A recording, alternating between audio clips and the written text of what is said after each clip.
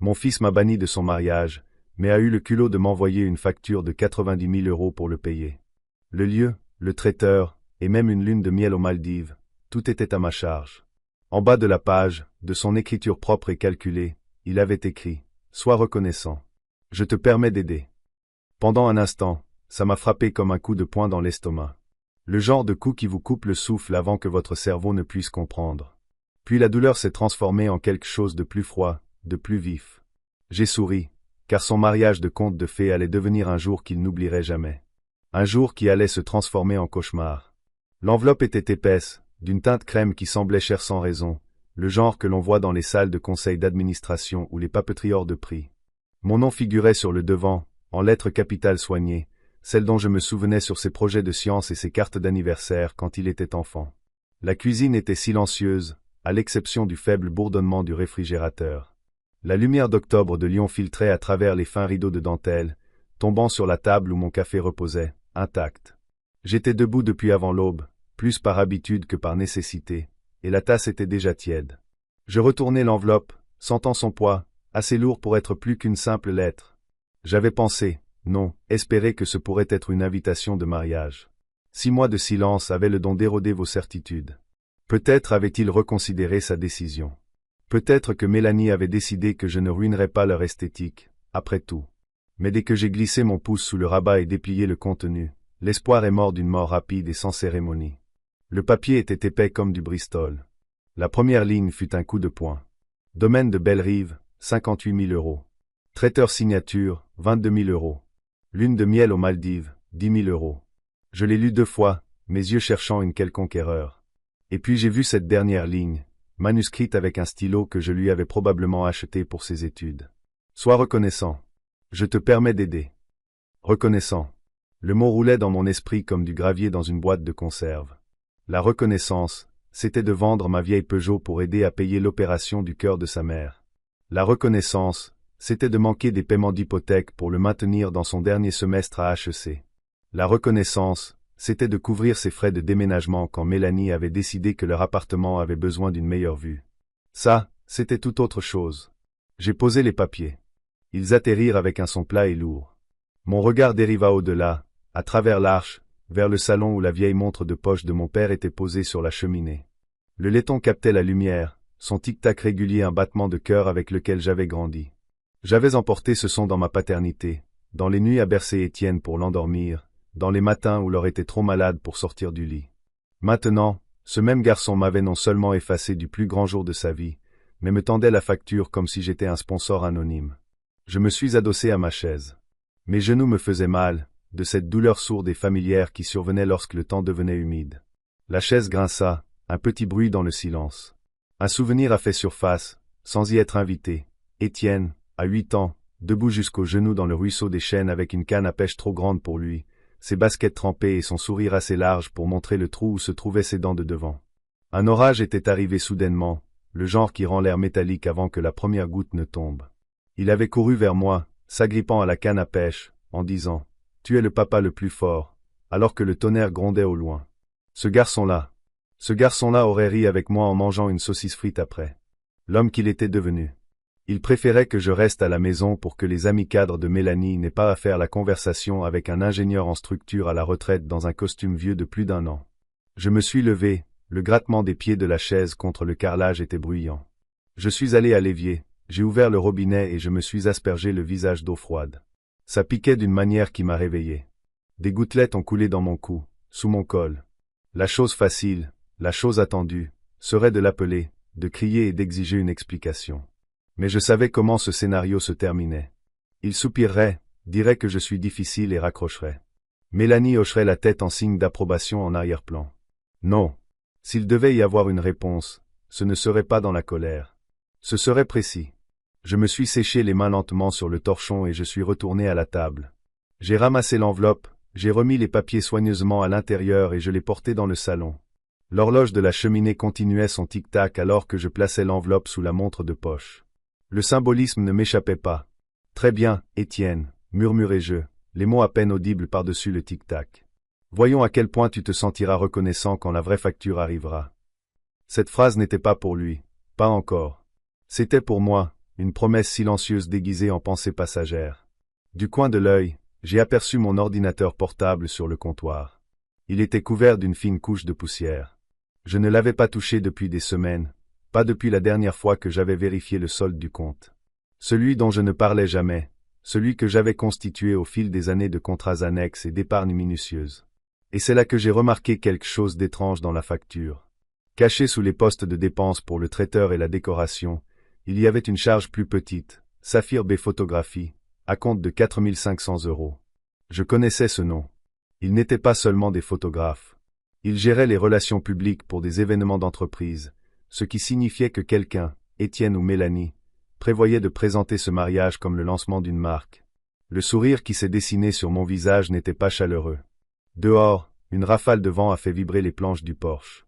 Une seule feuille est restée collée à la moustiquaire, tremblante mais tenace. Je connaissais aussi ce sentiment. J'ai versé le reste de mon café dans l'évier, j'ai rincé la tasse et je l'ai posée à l'envers sur l'égouttoir. Des petits gestes délibérés, une façon de reprendre le contrôle. Parce que ça n'allait pas être une dispute à grands cris. Ça allait être un serrage de vis lent et progressif, un tirage de fil silencieux jusqu'à ce que toute la tapisserie parfaite commence à s'effilocher. J'ai tiré la chaise du comptoir et j'ai ouvert l'ordinateur portable. La charnière a gémi comme si elle n'avait pas bougé depuis trop longtemps. Mes doigts ont survolé le clavier. Pas pour les emails, pas pour les nouvelles, pour quelque chose de bien plus ciblé. L'horloge du salon continuait son tic-tac, patiente, régulière, comme si elle savait que j'étais sur le point de commencer. L'écran de l'ordinateur portable brillait d'un bleu pâle dans la cuisine sombre. Le vrombissement de son ventilateur perçait le silence. Mes doigts hésitèrent sur le clavier, non pas parce que je ne savais pas quoi taper, mais parce que je savais qu'une fois que j'aurais commencé, il n'y aurait pas de retour en arrière. Cela faisait des années que je n'avais pas eu besoin de creuser plus loin que les titres des journaux ou les relevés bancaires. Mais ce soir-là, la barre de recherche ressemblait à un outil chargé, la première clé que je prendrais avant de desserrer les boulons qui maintenaient le monde parfait d'Étienne. J'ai d'abord tapé « Saphir B Photographie ». Leur site était élégant, rempli d'images glacées de couples souriants, de banquets d'entreprise et de galas de charité qui ressemblaient à des pages de magazines. Il y avait même un onglet pour les « mariages VIP », des clients dont je reconnaissais les visages dans la section économique locale. J'ai cliqué sur la galerie d'un mariage qu'ils avaient photographié au printemps dernier au domaine de Belle-Rive, le même lieu que celui indiqué sur la facture d'Étienne. Tout y était, les tables éclairées aux chandelles, les orchidées importées, le grand escalier drapé de soie, et sous tout cela, la suggestion silencieuse que chaque image était autant destinée à la consommation publique qu'au couple lui-même. C'est là que j'ai vu une liste des réservations à venir. La plupart étaient marquées, privées, mais une, dans 3 semaines, avait des initiales en gras, plus monsieur mon estomac s'est noué, non pas de surprise, mais de confirmation. J'ai fermé l'onglet lentement et je me suis adossé, la chaise grinçant sous mon poids. Je n'ai pas pu m'empêcher de penser à la dernière fois qu'Étienne m'avait regardé dans les yeux sans cette couche de calcul. C'était il y a 5 ans, sur le porche, en plein été. L'air était lourd de l'odeur de l'herbe coupée et du chèvrefeuille. Il venait d'obtenir sa première grosse promotion, et j'avais fait griller des steaks, des vrais, pas les galettes végétales sur lesquelles Mélanie insisterait plus tard. « Papa, avait-il dit entre 2 bouchées, je n'aurais pas pu le faire sans toi. » Et je l'avais cru. Mais ensuite, Mélanie est arrivée, et je ne veux pas dire seulement physiquement. Elle est arrivée dans sa tête et dans ses priorités. Elle parlait d'images de marque, dans des conversations informelles, de la façon dont le réseautage autour du bon vin était aussi important que le travail lui-même. Au début, je pensais qu'elle était juste ambitieuse. Plus tard, j'ai réalisé qu'elle façonnait Étienne comme un styliste choisit des tenues pour une séance photo. De retour à l'ordinateur, j'ai changé d'onglet, cherchant les politiques de réservation du domaine de Belle-Rive. J'étais allé sur la propriété une fois, il y a des années, quand Laure était encore en vie. Nous y étions allés un dimanche après-midi juste pour nous promener dans les jardins. Elle avait adoré les arches de glycine, disant qu'on se serait cru dans un conte de fées. Le site a confirmé ce que je soupçonnais. Pour garantir la date, il fallait verser un acompte non remboursable de 50%. Perdez ça, et ce n'est pas seulement de l'argent qui s'envole. La date aussi s'envole. Les petits caractères étaient clairs, aucune substitution sans l'approbation explicite du lieu. Je me suis rassise, laissant cette information s'installer au fond de mon esprit comme un domino bien placé. Le bourdonnement du réfrigérateur s'est estompé alors qu'un autre son prenait sa place, le faible tic-tac de l'horloge de la cheminée dans le salon. Cette horloge avait été là à chaque étape de la vie d'Étienne. Son premier jour de maternelle, la nuit où Laure et moi étions restés debout avec lui pendant une fièvre, le jour où il m'a dit qu'il avait été accepté à HEC. Je me souvenais encore du visage de Laure ce jour-là, debout dans l'embrasure de la porte de la cuisine avec la lettre d'acceptation à la main. Il va faire de grandes choses, avait-elle murmuré. Elle n'avait pas tort. Elle n'a simplement pas vécu assez longtemps pour voir ce que « grande » signifierait pour lui. J'ai ensuite cliqué sur le profil Instagram public de Mélanie. Elle n'avait jamais été timide sur sa vie en ligne, vacances, brunch et événements caritatifs où la partie « charité » n'était qu'une toile de fond pour les robes de créateurs. 2 publications en particulier ont attiré mon attention. La première était une photo d'une liste manuscrite intitulée « Objectif de mariage ». En point net, on pouvait lire « Donner une impression de facilité ». Obtenir au moins un article dans un magazine. S'assurer que la liste des invités améliore la marque. La seconde était une courte vidéo prise à l'intérieur d'une boutique. Mélanie se tenait devant un miroir, portant une robe de soie blanche, Étienne souriant derrière elle. En légende, c'est papa qui paie la fête, indirectement. J'ai mis la vidéo en pause, ma main se crispant sur la souris. Je n'avais pas besoin de lire les commentaires pour connaître le ton, enjoué, satisfait, le genre qui suppose que tout le monde est dans la confidence. Mon esprit est revenu encore plus loin, au jour de la mort de Laure. Étienne avait 25 ans, déjà en pleine ascension dans son entreprise. Les funérailles furent calmes, intimes. Laure n'aurait pas voulu de spectacle. Après que tout le monde soit parti, il est resté avec moi dans l'église vide, l'odeur des lys flottant lourdement dans l'air. « Tu aurais dû en faire plus », avait-il dit. J'étais resté là, les mains sur le dos du banc devant moi, essayant de digérer ces mots. J'avais vendu mon véhicule, pris une deuxième hypothèque, me suis battu avec les compagnies d'assurance jusqu'à en perdre la voix. Mais à ses yeux, j'avais échoué. Cette conversation fut la première fissure. Mélanie n'était que le coin qui l'a élargi. De retour dans le présent, j'ai entendu le faible gémissement du vent contre les fenêtres. Une feuille a gratté la vitre, le son bref mais insistant. J'ai ouvert un document vierge et j'ai commencé à taper des notes. Lieu, domaine de Bellerive. Acompte de 50% non remboursable. Photographie, Saphir B. La liste VIP montre la réservation E+M traiteur signature. Haut de gamme, peu susceptible d'accepter des problèmes de paiement de dernière minute. Le plan n'était pas encore entièrement formé, mais les pièces commençaient à s'assembler. Il ne s'agirait pas de cris ou de confrontation. Il s'agirait de précision, de toucher le bon fil pour que tout le tissu s'effiloche. Le téléphone sur le comptoir a vibré. J'ai regardé l'écran. Pas Étienne, pas Mélanie, juste un numéro inconnu. Je l'ai laissé aller sur la messagerie vocale.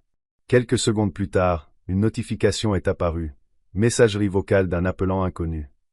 La curiosité l'a emporté. J'ai appuyé sur lecture.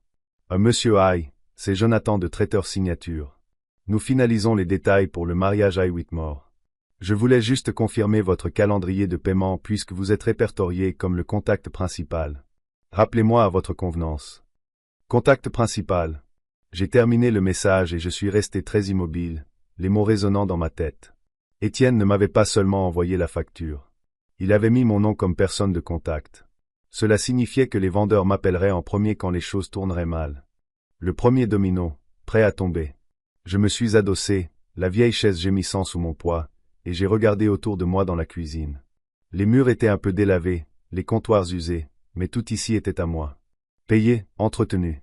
J'avais construit cet espace avec l'or, un meuble et une couche de peinture à la fois. Étienne ne voulait pas de moi dans sa nouvelle vie. Mais sa nouvelle vie était toujours liée à la mienne par un simple fait, l'argent qu'il pensait pouvoir me soutirer. Plus maintenant. J'ai fermé l'ordinateur portable lentement, le clic du loquet fort dans la pièce silencieuse. Mais avant que je puisse me lever, un autre souvenir est venu, un auquel je n'avais pas pensé depuis des années. Étienne avait 12 ans et nous construisions une cabane dans le vieux chêne derrière la maison. Je lui avais donné un marteau trop grand pour sa main, mais il avait insisté. Après quelques clous tordus, il s'est assis sur le plancher à moitié construit, les jambes pendantes, et a dit « C'est la nôtre, hein, papa? Personne d'autre ne peut nous dire quoi en faire. » J'avais souri alors. C'est le but. Drôle comme il avait oublié. Je me suis levé, je suis allé à la cheminée et j'ai pris la montre de poche. Elle était chaude du soleil qui passait par la fenêtre, la chaîne lisse à force d'années de manipulation. Je l'ai remontée une fois, entendant le clic et le doux tic-tac reprendre. Le temps, c'est ce que cela prendrait, et de la patience. J'ai glissé la montre dans ma poche, j'ai attrapé l'enveloppe de dessous et j'ai ramené les deux à la table de la cuisine. Le papier à l'intérieur était frais contre mes doigts. J'ai étalé les pages à nouveau, cette fois, non pas pour lire, mais pour les voir comme des plans. Des plans pour démanteler un événement qui était plus une question d'image que d'amour. La lumière extérieure s'estompait en cet or doux que l'on n'obtient qu'en automne. Des ombres s'étiraient dans le jardin. Quelque part dans la rue, un chien a aboyé 2 fois, puis s'est tu. Je me suis rassis au comptoir, j'ai rouvert l'ordinateur portable et j'ai commencé une nouvelle recherche, non pas pour des vendeurs cette fois, mais pour quelqu'un à qui je n'avais pas parlé depuis des années, quelqu'un qui se souviendrait peut-être de l'Étienne d'avant Mélanie, et qui serait peut-être prêt à m'aider à lui rappeler la valeur des vraies connexions. Le curseur clignotait dans la barre de recherche, attendant, et avec la première frappe, le plan a vraiment commencé. Mon curseur clignotait dans la barre de recherche, comme une tape patiente sur l'épaule. Un nom m'est venu à l'esprit avant même la requête, Clément Fournier. Il avait mangé à notre table plus de soirs que je ne pouvais en compter quand lui et Étienne étaient enfants. À l'époque, la vie était plus simple. Des genoux écorchés, des devoirs en retard, et nous 3 construisant des ponts en balsa pour les exposés de science pendant que leur apportait de la limonade avec des glaçons qui cliquetaient comme des carillons dans les verres. Clément avait l'œil d'un photographe bien avant de posséder un appareil. Il remarquait des choses en des motifs dans le bois, des fissures capillaires dans une batte de baseball qu'Étienne survolait à la hâte pour passer à l'action. J'ai tapé son nom. L'écran s'est rempli d'un site web modeste et d'un flux de réseaux sociaux. Des portraits, de petits mariages, quelques contrats d'entreprise. Rien de tape à accent grave l'œil, juste un travail propre et honnête. Il y avait un email et un numéro de téléphone. J'ai choisi le numéro. Le téléphone a sonné 2 fois. Clément Fournier, dit-il, la voix plus grave que dans mon souvenir, un peu plus rauque, comme si la vie l'avait poli. Clément, c'est Stéphane. Je n'ai pas dit Monsieur Aïe. Ce n'était pas la peine. Nous avions tous 2 gagné les années qui nous séparaient. Une inspiration rapide. Stéphane. Je pensais justement à... Enfin, peu importe. Comment vas-tu? J'ai connu des jours meilleurs. L'horloge de la cheminée derrière moi continuait son tic-tac, fidèle comme une vieille amie. Tu as 1 minute pour moi? Bien sûr. Il y eut une pause pendant que je trouvais la simple vérité au milieu du désordre de tout le reste. Étienne m'a banni de son mariage, dis-je, mais il m'a envoyé une facture de 90 000 € pour le payer. Le lieu, le traiteur, les Maldives. Clément siffla doucement. Ça correspond à la version de lui que j'ai croisée dernièrement. Je ne veux pas me battre avec lui, dis-je, et je le pensais. Je veux lui donner une leçon qu'il n'oubliera pas. À mes conditions. Légalement, discrètement. Je t'écoute. Il m'a désigné comme contact principal auprès des fournisseurs. Traiteur Signature a déjà appelé. Il y a une agence de photographie, Saphir B, qui traite les mariages comme une opération de relations publiques. Le domaine de Bellerive exige un acompte non remboursable de 50%, et les clauses sur les substitutions sont strictes. J'entendais la netteté dans ma propre voix et réalisais que j'avais glissé dans ma vieille cadence d'ingénieur, définir les contraintes, cartographier les charges, puis appliquer la pression exactement là où la structure est la plus faible. Clément laissa échapper un petit rire.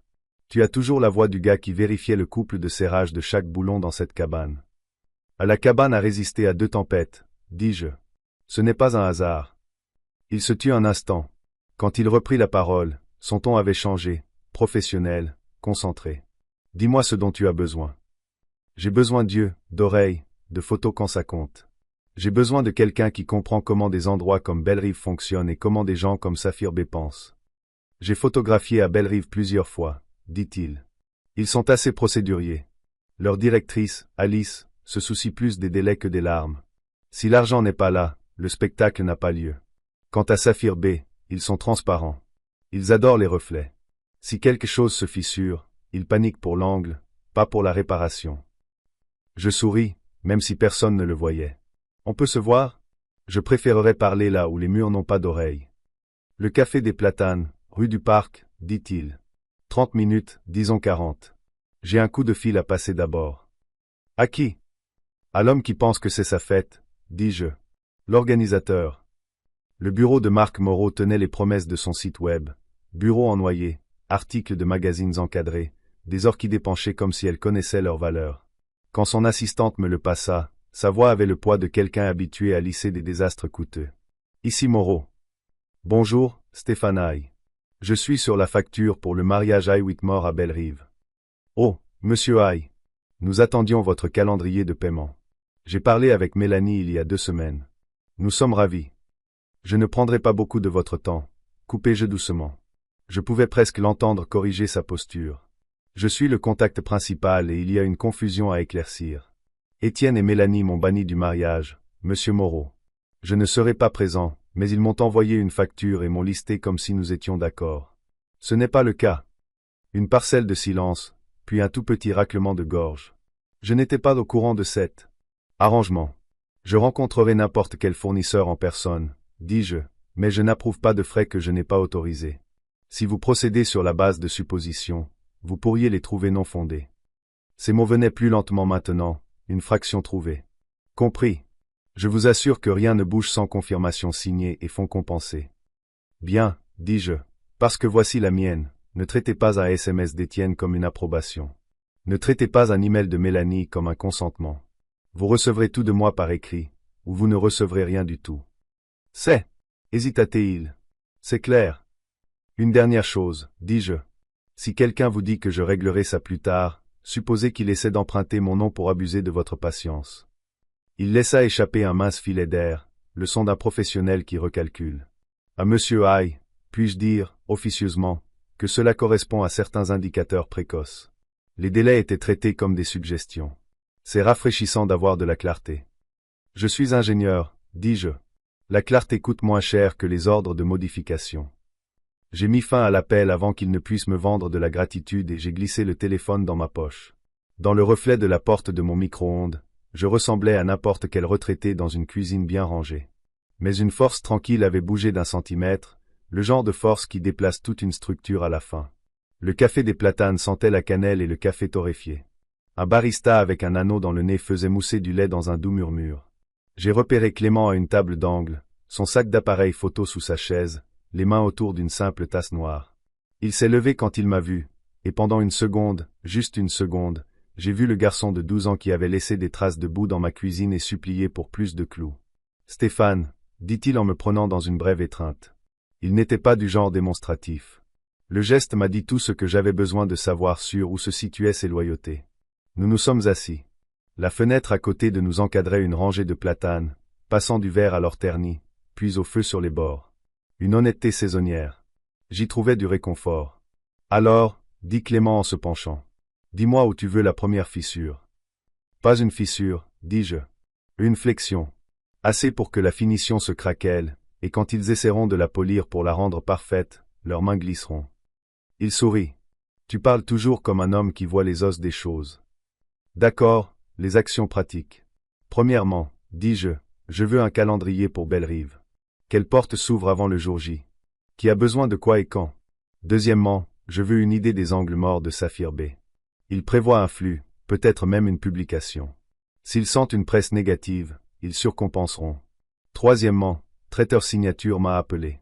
Je ne confirme rien. Je veux voir si cela crée un vide. Clément hocha la tête, les yeux concentrés, mais bienveillants. Je peux te trouver le planning d'installation de Bellerive. Alice gère l'endroit comme le contrôle du trafic aérien. Je connais un jardinier, Louis, qui ne verra pas d'inconvénient à partager les détails pratiques. Saphir B. Je peux fouiller leurs publications identifiées pour trouver des assistants. Ces gens-là parlent. Nous avons laissé le silence s'étirer. Dehors, un couple est passé avec un labrador qui les tirait dans l'instant présent. J'ai regardé, pensant alors faisant de même avec moi le samedi, à l'époque où nous pensions que le temps était infini, parce qu'il ne nous avait pas encore contredit. Clément remua son café, puis posa soigneusement la cuillère. Je devrais dire ça à voix haute. La dernière vraie conversation que j'ai eue avec Étienne, c'était après qu'il m'a demandé de falsifier une référence. Il a dit que c'était ce que les gens faisaient maintenant pour réussir. Je lui ai dit non. Il m'a dit que je manquais d'ambition. Nous n'avons plus parlé. Tu avais raison, dis-je. Je sais. Mais avoir raison ne paie pas beaucoup, ajouta-t-il avec un demi-sourire qui n'atteignit pas ses yeux. Ce que je peux te payer ne sera pas une fortune, dis-je. Mais ce sera juste. Il secoua la tête. Si ça le ramène un peu vers une version de lui-même qu'il ne détestera pas à 50 ans, ce sera suffisant. Et puis, j'aime les énigmes. Envoie-moi la liste des fournisseurs. Je fis glisser une feuille pliée sur la table. Traiteur Signature, Saphir B, Bellerive, et en dessous, des noms plus petits, un fleuriste, un quatuor à cordes, une entreprise de linge de maison de luxe avec un nom qui sonnait comme un parfum. Les sourcils de Clément se haussèrent. Ils y vont fort. Ce n'est pas un mariage, dis-je. C'est un décor de cinéma. Il gloussa une fois. Alors, coupons les lumières. De retour à la maison, la lumière de fin d'après-midi dessinait de longs rectangles sur le sol, comme des plans laissés à chauffer. Je me suis assis à la table et j'ai déplié à nouveau la facture. Cette fois, je ne regardais pas les chiffres. Je regardais la séquence. Le lieu, d'abord, acompte, certificat d'assurance et sécurité. Puis l'énergie, panneau temporaire et permis. Puis l'apparence, fleurs, linge, éclairage. Puis l'histoire, photos, vidéos, flux social. Dans toute construction, on tire sur la bonne poutre dans la cloison sèche. Mon téléphone a vibré. Un SMS d'un numéro inconnu. Monsieur Hay, Marc Moreau ici. Comme convenu, j'attendrai uniquement des approbations écrites. Veuillez noter que Bellerive exige l'avenant d'assurance finale et la preuve de paiement d'ici la fin de la semaine prochaine. Sinon, la date redevient provisoire. Provisoire. Un mot magnifique quand on veut que le temps travaille pour soi. J'ai répondu, compris. N'acceptez aucune représentation autre que la mienne. SH, j'ai posé le téléphone. Pendant un instant, la maison m'a semblé être comme avant, les dimanches après-midi, une marmite sur le feu, la radio à faible volume, leur fredonnant quelque chose qu'elle prétendait ne pas être un hymne. Je me suis levé, plus pour bouger que pour une tâche précise, et je me suis retrouvé devant la cheminée. La montre de poche continuait son tic-tac, captant la lumière du soleil comme un petit soleil de laiton. Je l'ai glissé dans ma paume et j'ai senti son poids, sa température. Je l'ai remonté doucement, comme mon père me l'avait appris quand j'avais 9 ans. Ne force jamais. Écoute le cran. Respecte le mécanisme. Mon téléphone a sonné. Cette fois, le nom sur l'écran était celui que je connaissais, Étienne. Je l'ai laissé sonner 2 fois, 3 fois. J'ai répondu à la 4e, non par mesquinerie, mais par calibrage. Le laisser arriver légèrement essoufflé. Papa, dit-il, la voix douce. Trop douce. J'ai eu ton message par Marc. Je ne comprends pas trop pourquoi tu t'immisces. Tu m'as désigné comme contact principal, dis-je. Je clarifie ce que cela signifie. Ça signifie, dit-il, un sourire que je pouvais entendre, que tu aides, comme tu as toujours dit que tu le ferais. C'était quand aider ressemblait à de l'amour, dis-je. Pas à souscrire à une image. Attends, une petite expiration brusque. Mélanie et moi avons des standards. Nos amis n'ont pas besoin d'un spectacle pour comprendre l'amour, dis-je. Et s'ils en ont besoin, ce ne sont pas tes amis. Son ton se durcit d'un demi-degré. Ne commençons pas. Marc dit que nous avons besoin de l'avenant d'assurance. Tu peux le faire. Il a juste besoin de l'écrit. Marc aura tout par écrit, dis-je. De ma part, ou il n'aura rien. Silence. Pas long. Juste assez pour un lapsus. Mélanie ne va pas aimer ça.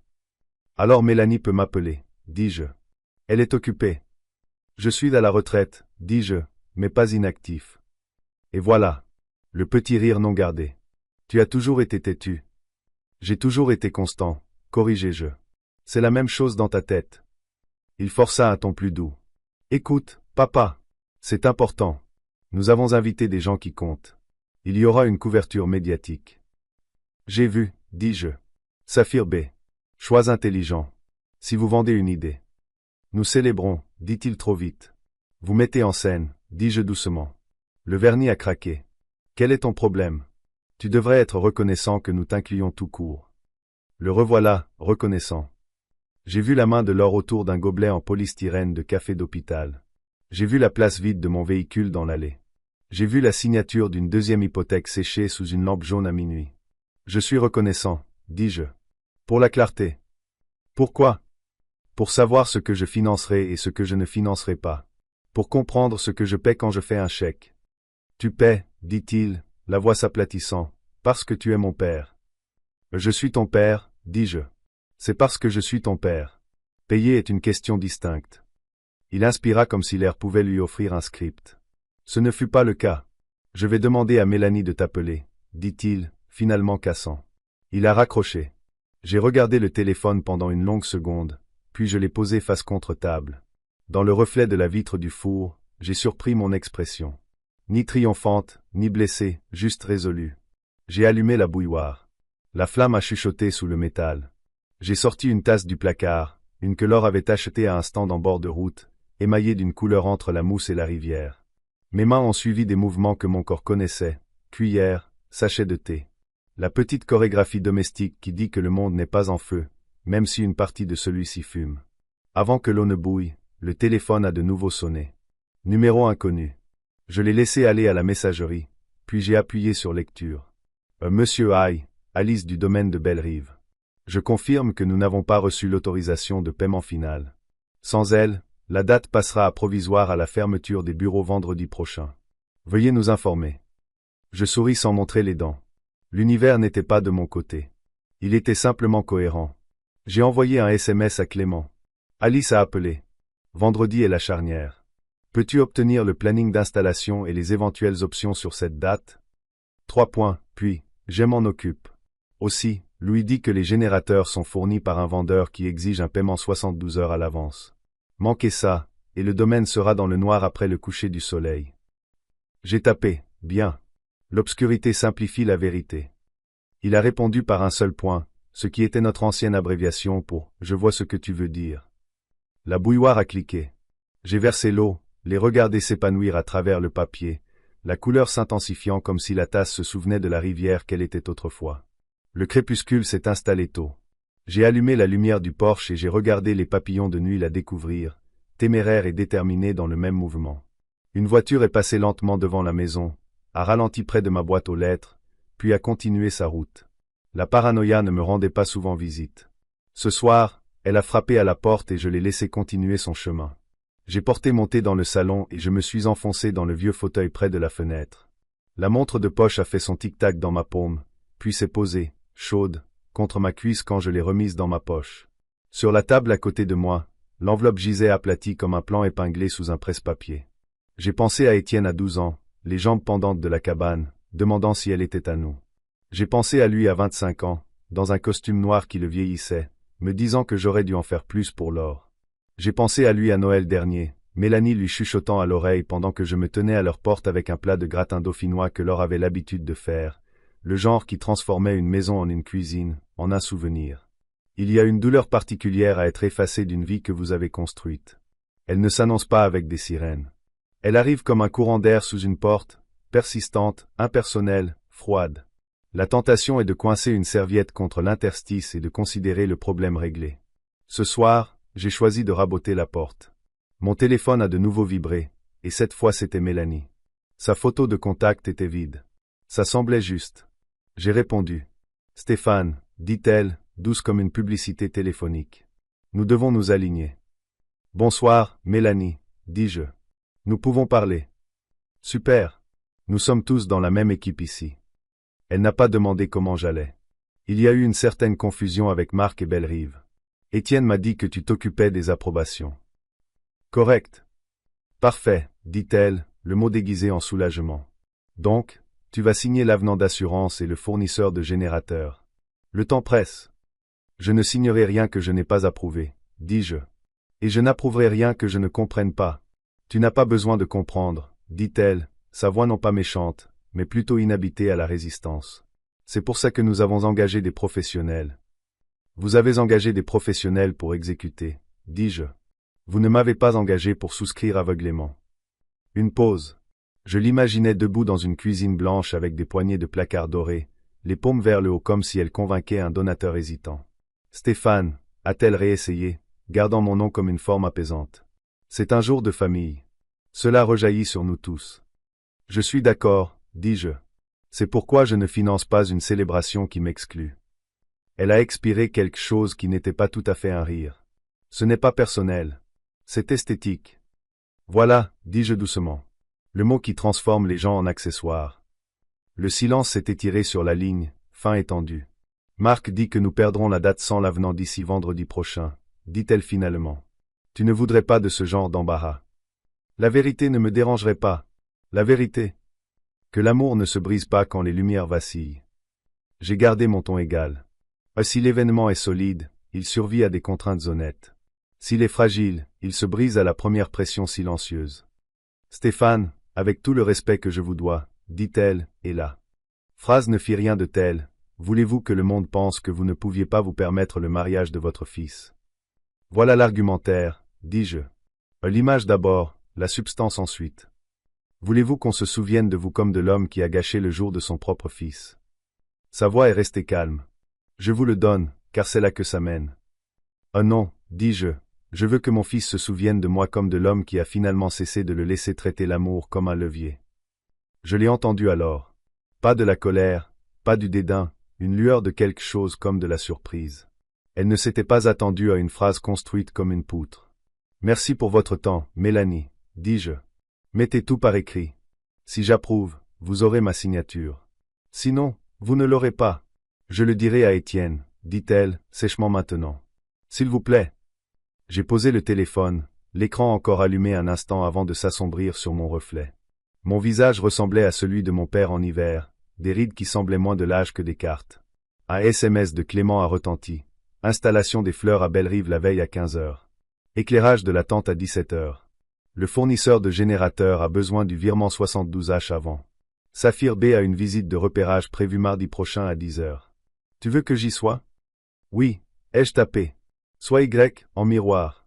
Envoie-moi tout ce qu'il manque. Il a envoyé un pouce levé, puis un autre message. Aussi, Louis dit qu'il y a une option pour une réception d'entreprise l'après-midi du même jour. Si Bellerive fait passer votre statut à provisoire, il pourrait confirmer cette option. Ça forcerait E+M à changer d'heure ou à payer des frais d'urgence. Frais d'urgence. Un autre doigt léger sur une couture délicate. J'ai fermé les yeux pour une respiration, puis une autre. Le fauteuil me tenait comme il l'avait toujours fait, têtu, fiable. Dehors, le premier vrai vent du soir a fait parler le chêne. J'ai écouté. Il y a des conversations que l'on ne peut entendre que lorsqu'on cesse d'essayer de répondre.